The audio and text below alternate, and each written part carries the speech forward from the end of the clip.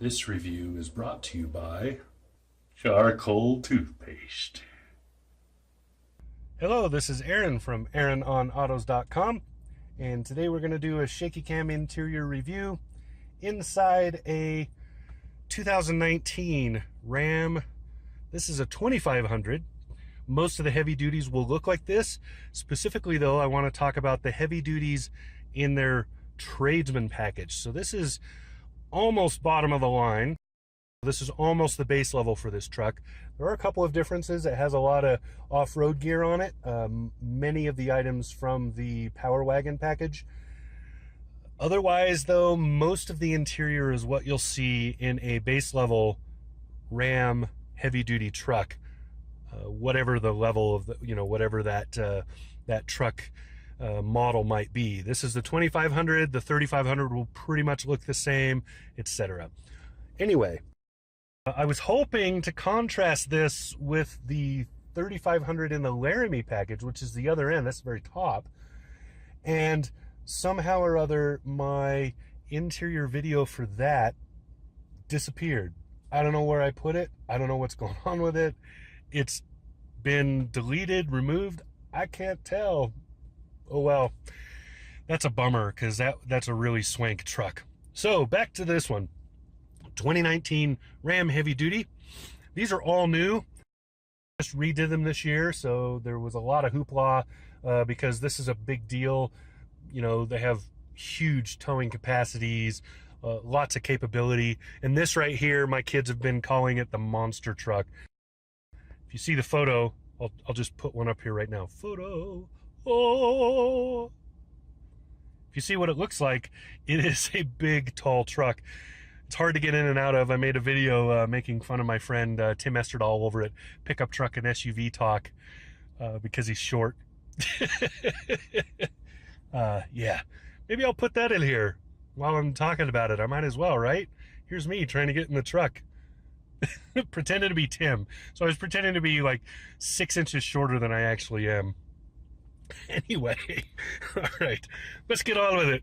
2.5 minutes into it. Haven't shown you anything but the steering wheel. All right, waiting for the complaints. Start complaining down below. Share it with your friends. Tell them all what an idiot I am. I love that. All right.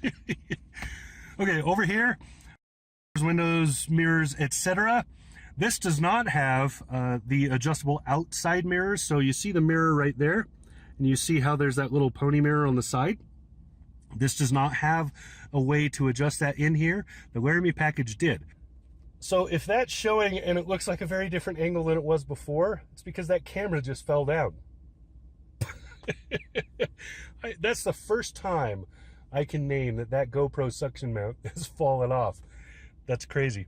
All right, back to what we were doing. So like I was saying, somewhere in probably the mid level of the packages, I'll look it up and put it down here where that starts. But this adds a button that not only folds the mirrors in if you have that option, but also allows you to click up here and adjust that outside convex mirror, as well as that one. So this is just doing the big one right there. This also has the flip up. So I'll just show you how that works right now. There's a little video inlay here, and it'll just show you how that pops up. Really cool. All Ram trucks have that. Every one of them. It's genius. Okay, great for trailering if you couldn't figure that out. I need to turn off the climate. There's noise in here. All right, moving along. I'm just gonna ramble on this one apparently. I'm just gonna talk, bring up stuff, whatever. That's how I roll. All right, here's the lights. Pretty self-explanatory. I don't know that there's much to show you. This button actually drops the lights down a little bit, so they're shining towards the ground, keeps glare off if you're driving on the highway and you're coming up, on somebody, even if you don't have the brights on, and it gives you an indicator to show you that they're on, and then when you turn it off. Here's your fog lamps. The rest is pretty straightforward. These are the dimmers, so you see you have your headlight dimmers and your your headlight dimmers and your cabin dimmers. I'm not watching my camera, I'm watching my finger. See, because I'm professional. Anyway, so there you go. Let's see what else we got. We'll go to the steering wheel really quick, and then I'll show you the single lone dongle. See, it's fogging up. It's cold outside today. It snowed, and we're going to get more snow. It's spring in Wyoming. So there you go. Also, because it is Wyoming, took this truck to the dump today. Because that's what you do. There's three. I was saying that to my fiance Heather. I was telling her there's three things you do with a pickup truck.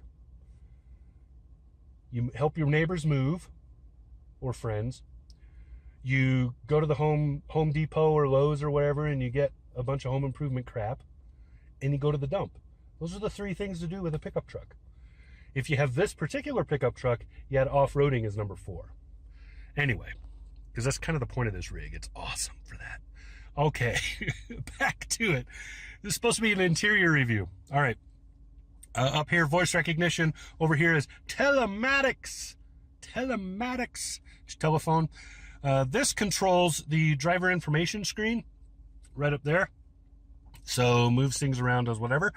One thing I will note is that in the Tradesman package, there are no infotainment controls back here. So there's normally over here would be the channel changer, and normally over here on the back side would be a paddle that runs the volume. That's not present on this package. I'll show you also the infotainment screen, which literally my phone is bigger than the screen. It's hilarious. Okay, back to it. This is empty. Here you got your cruise control stuff. Really straight. Nothing special. So you turn it on there, you set it, cancel. Down here's your gear shifting. You can also limit gears. This is really awesome for if you're towing or hauling a heavy load or something like that. You go up a hill, you crest the top of the hill in, say, I don't know, 5th gear. So let's say you crest the top of the hill in 5th gear. You can press that, hold 5th gear all the way down the hill. Helps to limit your speed and limit the amount of time you're putting on the brake. Very useful, even with the giant 6.4 Hemi they got in this thing. Over here, here's your single, aforementioned single, all by itself, lonely little dongle. Windshield wipers back and forth right here. Signal turns like that. Brights go back and forth. You push it to get the squirters. That's it. That's the entire thing. Nothing over here. I kind of missed the gear shift. The 3500 has a gear shift up here. I wish they had done it in the 2500 as well, because I like it a little better than I like that thing. But that's mostly it's personal preference. That's not like a it sucks having that. It's just I want to grab things and go going into reverse. You know, I just want that That's, you know, because it's a truck. Okay, looking at the instrument cluster, it's really big, so it's hard to get the whole thing in the screen. Let me see if I can. That might work right there. Okay, over here, tachometer goes pretty high. I haven't run it that high. I don't think I've gone over 4,500, 5,000 in this. There's really no reason to. You get a lot of torque, and the only time I was running that high was in 4-wheel drive. I was in 4 low trying to lug a hill, a rocky, bouncy, awesome-looking hill, for which the video totally failed. One of my cameras blew over because it was windy. And the other one apparently didn't have enough battery because it cut out before I even started driving up the hill. Oh, well. Anyway, I did get photos, so maybe I'll run a couple of those in here. Down here, where's my finger? There we go. Down here is the engine heat. Up there is the battery. Over there is oil temperature. Down here is speed. So you can see you got American numbers. 120. This truck might actually do that, honest. Big, like I said, big 6.4, and it's fairly fast. It's not, you know, race car fast off the line or anything, but it is pretty fast. It's impressive. So it may actually be able to make that number. For the Canucks, that would be about 200 Canuck miles per hour, kilometers per hour. And fuel, this has a large tank, so you get a fair amount of distance out of that tank of fuel. So pretty good. Right here is the driver information screen. I mentioned that before. I'm going to get a little closer to it. And hopefully the glare is not too bad. It looks okay. So you can flip through the screen, see different things. Here's the vehicle info, fuel economy. You can see what I've been averaging. 12.2, you get better than that on the highway. So highway miles in this, I didn't do like a formal fill it, you know, top it off, drive it like on the highway, then go back and top it off and see what you used. I didn't do that because it's a heavy duty truck. Most people really don't care what the fuel economy is. But according to this gauge, I was better than 15 on the highway most of the time, even at 80-mile-an-hour freeway speeds, which is what we have out here. So, you know, for somebody who drives 65 on a daily, you could probably get 17 out of this pretty easily. So there you go. And then this number includes a lot of off-road in 4 high most of the time, 4 low and some of it, mostly 4 high. So pretty good numbers. It also includes, you know, going to the dump and hauling, wasn't very heavy, but hauling some stuff, that sort of thing. And anyway, then you have, so here's the official, and you can see how many miles I put on it and so on. Music is currently muted. So there you go. You can Bluetooth with your phone in this. I'm hoping to do that video right after this, but they're coming to get this truck, so I may not have time to set that up and do it. I really want to, though, because this is the infotainment that most people are going to have with this. And the real-time speed, which is what I've been using most of the time because it's me. If you've watched any of my videos, you probably know that I like these digital speedometers. So there you go. That's basically what you got. Each of those menus, some of them have sub-menus. There's a few things you can change around. Push button stop start, standard in the new Ram heavy duties. So standard in all the new Ram trucks, as far as I know. Pretty cool. Here is the shifter. So you're using this to shift between the gears. You just turn it. They've changed it. It's more tactile. It's bumpier and easier to tell that you're not grabbing the volume knob or the, you know, any of these knobs, volume, whatever. And it clicks physically. You can feel the click as it goes through the gears. So you can feel that ka-dunk, ka-dunk, ka-dunk as it goes through those. Here you have your axle locks. So when you go into 4-wheel drive, which is on this handy shifter right here, so you can do 4 lows, all the way forward, 4 highs all the way down, and then you can see 2 high and neutral. You can lock differentials. Now you can lock these. You can lock these even if it's not, but I don't know that it does anything. See, so I can push this and try to get it to lock, but I'm not in 4, so it's not going to do it. If I shift down and put it in 4-wheel drive, so up here it will indicate 4-wheel drive right there. Right here it says 4-wheel drive shift in progress, but that only lasts for a second. Now I can start locking these. I can start locking these differentials. I can lock the axles. You can do a few things. The rest of it's pretty straight. That sway bar disconnect right there. Again, all of this stuff is not, as far as I know, it is not on the normal 4-wheel drive system. These are all things that you get with the, outside of the hill descent, these are all things that you get with the Power Wagon package, which you can add to, you can add on, you don't get the Power Wagon logos and the other stuff, and you don't get the nicer interior and the custom interior from the Power Wagon, but you get all the gear from the Power Wagon when you get that Power Wagon package. I'll put a price for it right across here. I don't have the Monroney in my hand to tell you just right off the bat, but you can add that even to this base level Tradesman package, which is really cool. So there you go. This is sort of like the poor man's Power Wagon, I would say. You're still going to have some hefty payments though, because I don't remember what the price of this truck was, but I think it was around 50. So here's the infotainment screen I was talking about. Tiny! Look at that. It's tiny. It looks big right now, but here's my hand. Look at that. Very basic, but functional. Does most things really, really well. You don't have nav, but you do have a compass, which is cool. Here's your radio and your focus, please. Focus. There we go. And your media and phone. And then over here you have the compass I just hit and settings. And then there's a few more things you can jump to, but not much. The rear camera if you want to look, outside temperature. That's pretty much it. You can mute the radio here, turn this screen off without shutting off the system so the stereo and stuff stays on, or you can turn everything off with this. Really cool. And then tuner and whatnot right there. That's it. Here's your Duke's lights. For those of you who don't know the nomenclature, I call these the Duke's lights because they're the hazard lights. It's another common name for them. Dukes of Hazzard. Get it? Okay. Those are Aaronisms. All right, down here, Climate controls, really straightforward, very simple. How fast you want the fan, what you want the temperature to more or less be, where you want it to blow on you. That's it. You hit this to do the rear window defrost. Down here, you got a few buttons that are kind of important, tow haul mode being one of the most. You can turn off the rear parking if you hooked up a trailer.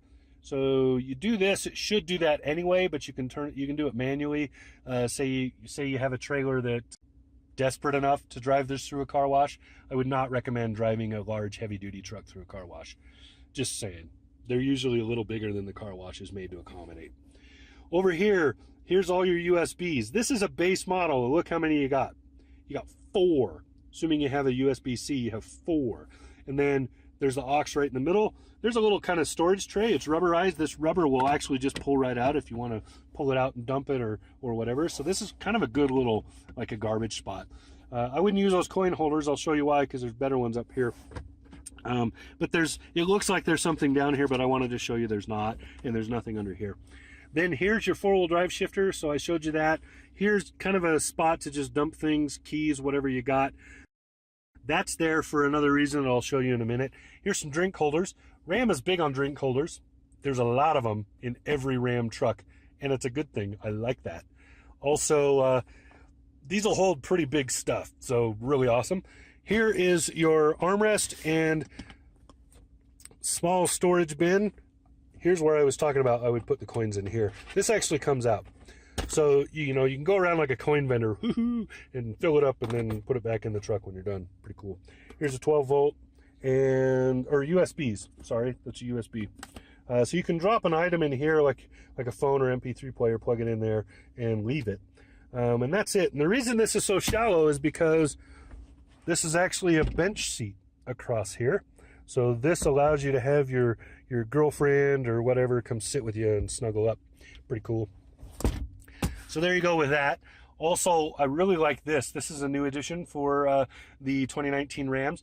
Nice shelf, rubberized on the bottom. You can throw things in there. You can get phones, keys, stuff, junk, whatever you got. You can throw things in there. Really cool. Good place to store your Twinkies, that kind of thing. Awesome right there. Excuse me. And then you can see just the plain cloth interior, which I like this cloth a lot, by the way. Very comfortable. Doesn't get hot. And, from the summer sun and stuff, when we had the good weather for like half a day, no, it was a couple days good weather. It's comfy and it holds you well. You don't slide around, you don't move a lot. And then you can just see what the interior looks like. Again, this is the Tradesman model. This is the base level for this truck. It is extremely well done for a base model truck. It's amazingly nice. So that's a big tribute to Ram there. And then you can see this is a crew cab with a back seat. There is a mega cab option, I believe. I don't know that you can get that in the Tradesman. I have to look, but the mega cab adds about 3 inches, I believe, of cabin space back there and allows those back seats to fold forward for storage behind them. One thing I will note is that seat belt for the third in the middle there, that seat belt was improperly installed. So I have to point that out when they come get this truck. You can see drink holders down there. That seat folds up and there's storage down in there.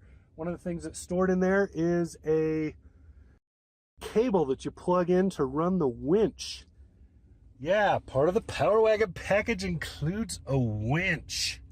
It's a Warn too. It's a nice one. So really cool. Anyway, that's what I got. I'm 20 minutes into this video. Some of it will get cut though because we had the camera dropping and a bunch of other things. But that's what I've got. This is a very impressive truck. Ram knows how to do a truck well. So there you go. That's the 2019 Ram Tradesman model in heavy duties. So this would apply to the 2500s and 3500s in the Ram lineup. Very, very nice. Oh, I forgot to point out up here is their 12 volt. That's what I was looking for earlier, which is a good location because this is probably where you're going to be plugging in if you have like a traffic camera you're going to put in, right? A dash cam. So there you go. That's what we got. This has been Aaron from AaronOnAutos.com. Talk to you again soon. Subscribe.